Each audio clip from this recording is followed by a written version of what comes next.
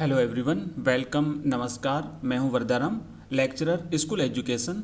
और इस वीडियो में हम आरबीएसई बोर्ड की हाफ ईयरली एग्ज़ाम 2021 के लिए कक्षा 12 का इंग्लिश का पेपर देखने वाले हैं।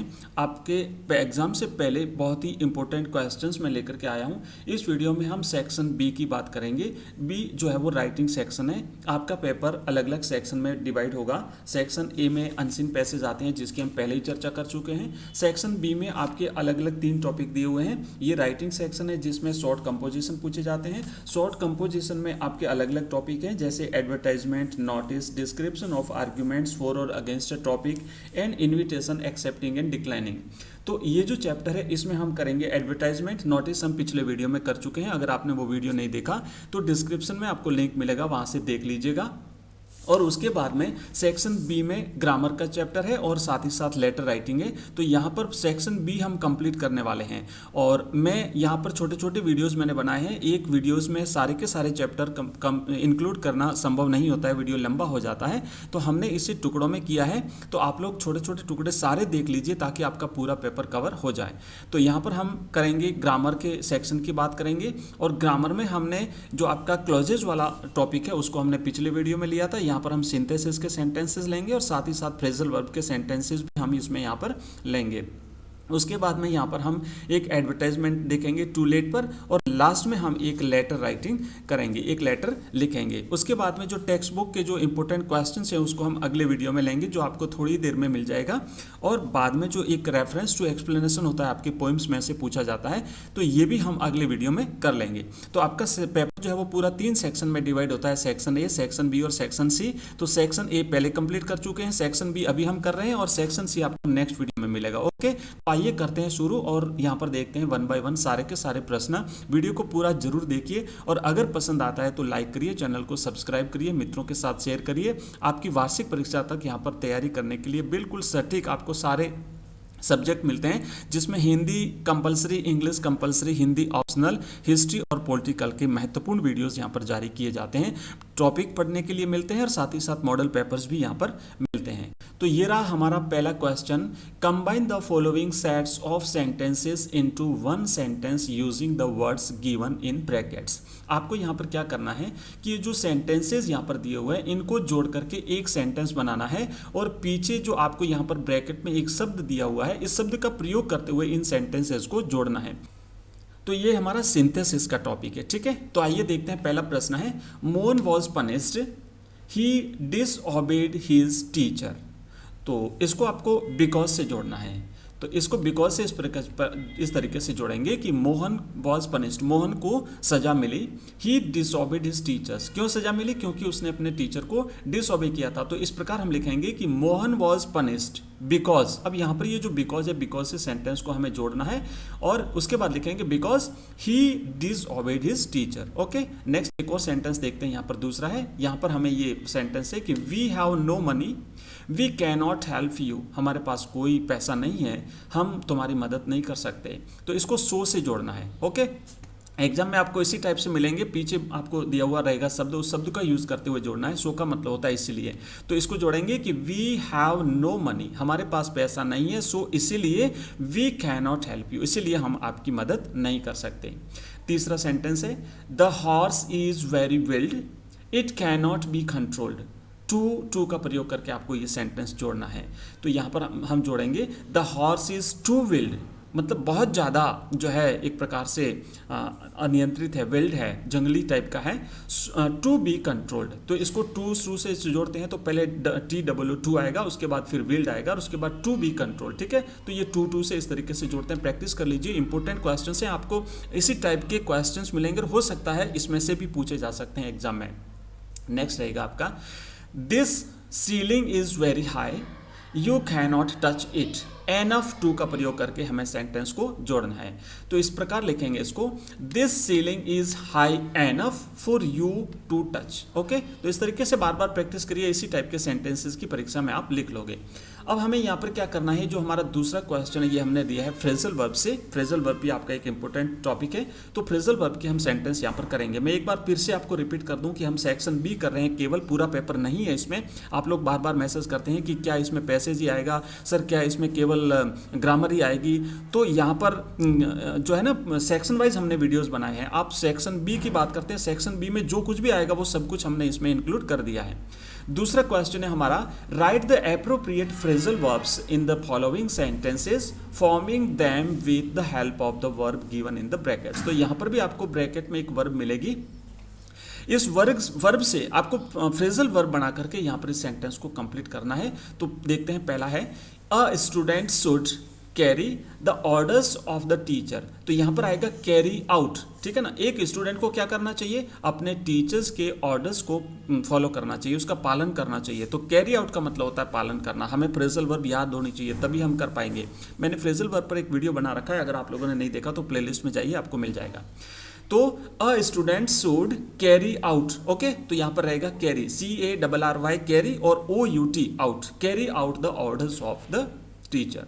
नेक्स्ट है व्हेन यू गो आउट, जब आप बाहर जाते हैं, प्लीज द लैम्प, और यहाँ पर वर्ब है पुट। तो इस पुट से आपको बनानी है फ्रेजल वर्ब। तो पुट, अब यहाँ पर क्या कहा है, जब आप बाहर जाते हैं तो आपको लैम्प कर देना है। क्या करना है, जब हम बाहर जाते हैं तो लैम्प को बुझा देना है। तो पुट आउट का मतलब होता है बुझाना, ओके। तो यहाँ पर आपको भरना है please put out, PUT put और OUT आउट, पुट आउट यानी बुझा देना। तो ये थे दो सेंटेंस अपने फ्रेजल वर्ब के। अब हम तीसरा प्रश्न लेंगे, और तीसरे प्रश्न में यहाँ पर हम आपका जो कंपोजिशन वाला टॉपिक है, शॉर्ट कंपोजिशन जिसे बोलते हैं। कुछ स्टूडेंट्स ने मेरे से कमेंट बॉक्स में पूछा था सर कंपोजिशन क्या होता है। तो यहाँ पर देख लीजिए, ये कंपोजिशन होता है। शॉर्ट कंपोजिशन आपके टॉपिक दिए हुए हैं अलग अलग, उसमें नोटिस है, एडवर्टाइजमेंट है, और आर्ग्यूमेंट फॉर और अगेंस्ट टॉपिक है, एंड इन्वाइटिंग एंड डिक्लाइनिंग आपका जो इन्विटेशन है, ये आपके शॉर्ट कंपोजिशन में आते हैं। तो नोटिस हम पहले ही कर चुके हैं, और आज हम यहाँ पर करेंगे advertisement, okay. You have a well-equipped, newly constructed house with 3 bedrooms, separate kitchen, situated in Adarsh Nagar, Jodhpur. Draft an advertisement for the to let column giving necessary information. आपको क्या करना है कि जो एक आवश्यक जानकारी है वो देते हुए एक एडवर्टाइजमेंट आपको ड्राफ्ट करना है। उसमें आपको ये बताना है कि आपको आदर्श नगर जोधपुर में आपके पास में एक हाउस है, मकान है आपके पास में, अभी अभी नया बना हुआ है, न्यूली कंस्ट्रक्टेड हाउस, मतलब अभी अभी नया बना हुआ हाउस, जिसमें 3 बेडरूम है और सेपरेट आपको आपकी किचन है। ये सारी स्थिति आपको बता करके एक ड्राफ्ट तैयार करना है एडवर्टाइजमेंट का। तो यहाँ पर देखिए इस तरीके से आपको लिखना है too late, okay. Too late column के लिए तो यहाँ पर लिखेंगे हम टू लेट। टू लेट का मतलब होता है किराए पर देना। अगर आप किराए पर देना चाहते हैं अपना नया बना हुआ मकान, उसमें क्या क्या चीज़ें हैं, क्या क्या सुविधाएं आप उनको देना चाहते हैं, सब कुछ अगर उन्हें बताना चाहते हैं तो आप इस तरीके से बनाइए। तो ऊपर तो हेडिंग में आपको सेंटर बीच में लिखना है टू लेट, और उसके बाद में यहाँ से लिखना है, बिल्कुल सिंपल सी जानकारी देनी है, शॉर्ट में, ज़्यादा लंबी चौड़ी बातें उसमें कुछ भी नहीं करनी है। एक जानकारी आप पुटअप कर दीजिए। तो लिखेंगे available a well equipped newly constructed house with separate bedrooms, kitchen, 3 separate bathrooms, kitchen, 3 bedrooms, situated in the posh colony of Adarsh Nagar Jodhpur. ठीक है, तो क्या कहा है कि एक अवेलेबल है, उपलब्ध है, क्या, well equipped newly constructed house, बहुत ही सुविधाओं से युक्त एक नया बना हुआ मकान, जिसमें क्या है, सेपरेट बाथरूम्स हैं, क्या है, किचन है और 3 बेडरूम है। ये कहाँ स्थित है, ये जोधपुर के आदर्श नगर की पॉश कॉलोनी में स्थित है।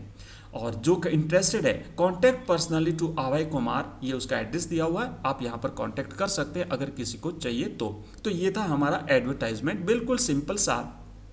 और इसी प्रकार के और एडवर्टाइजमेंट्स आपको नेक्स्ट वीडियो में भी मिलते रहेंगे। आपका जो आगामी एग्जाम है उससे पहले आपको बहुत सारी जानकारी मैं आपको अवेलेबल करा दूंगा इंपॉर्टेंट एग्जाम के दृष्टिकोण से।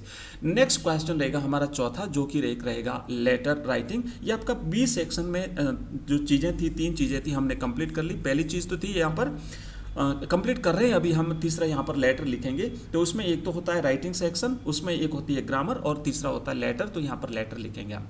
लिखा हुआ है, यू आर राजा और Renu living at 4 Basant Vihar Kota, Write a letter to the editor, The Times of India, Kota, expressing your views on the topic influence of mobile and internet on students.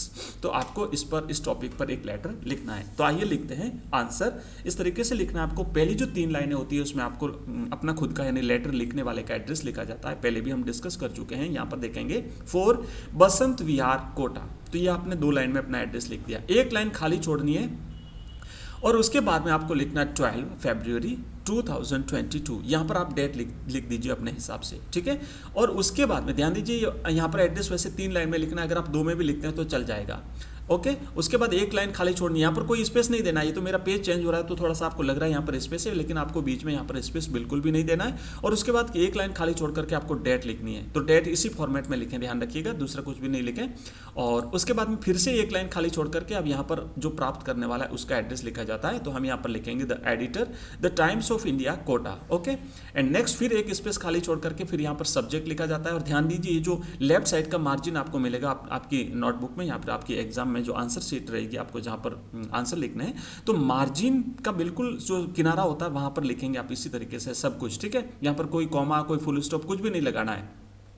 जो लेटेस्ट पैटर्न है उसके अनुसार आपको यहाँ पर लिखना है। सब्जेक्ट लिखेंगे, सब्जेक्ट में लिखना है the influence of mobile and internet on students. तो मोबाइल और इंटरनेट का छात्रों पर प्रभाव, इस पर हमें लिखना है। लिखेंगे sir it will be very kind of you, आपकी बहुत बड़ी कृपा होगी, if you please publish my views about the influence of mobile and internet on students in a column of your esteemed newspaper। अगर आप अपने प्रतिष्ठित न्यूज़पेपर के कॉलम में मेरे जो व्यूज़ हैं, मेरे जो दृष्टिकोण है उसको अगर आप पब्लिश करते हैं मोबाइल और इंटरनेट पर, तो आपकी बहुत बड़ी कृपा होगी।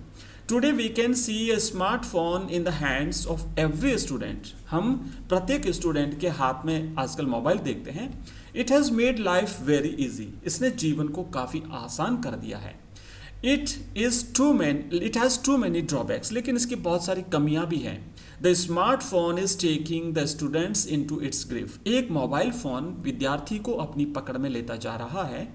दे are spoiling their lives on it, और इससे उनका जीवन बर्बाद हो रहा है।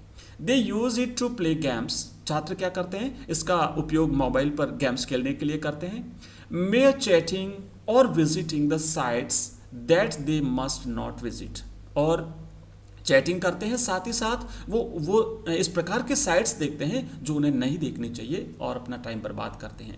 It is time for the parents to think about the future of their children. माता पिता के लिए इस समय अपने बच्चों पर ध्यान देने का टाइम है। एंड कब the use of smartphone and the internet, और वो उनको स्मार्टफोन और उनके जो इंटरनेट का जो यूज़ है उस पर थोड़ा सा नियंत्रण रखें। योर्स फैथफुली राजा या रेणु, आप जो भी हैं इस तरीके से लिख करके अपने इस लेटर को यहाँ पर एंडिंग कर सकते हैं। तो ये हमने भी कंटिन्यू किया है क्योंकि आगे भी आपको सेक्शन सी मिलने वाला है, तो सेक्शन सी में हम आगे चर्चा करेंगे। इसकी पीडीएफ अगर आप चाहते हैं तो हमारे जो टेलीग्राम चैनल है जिसका लिंक इस वीडियो के डिस्क्रिप्शन में आपको मिल जाएगा, ज्वाइन कर सकते हैं। वहाँ पर आपको इस वीडियो की और हमारे सभी वीडियोज़ की पीडीएफ वहाँ पर आपको मिल जाएगी।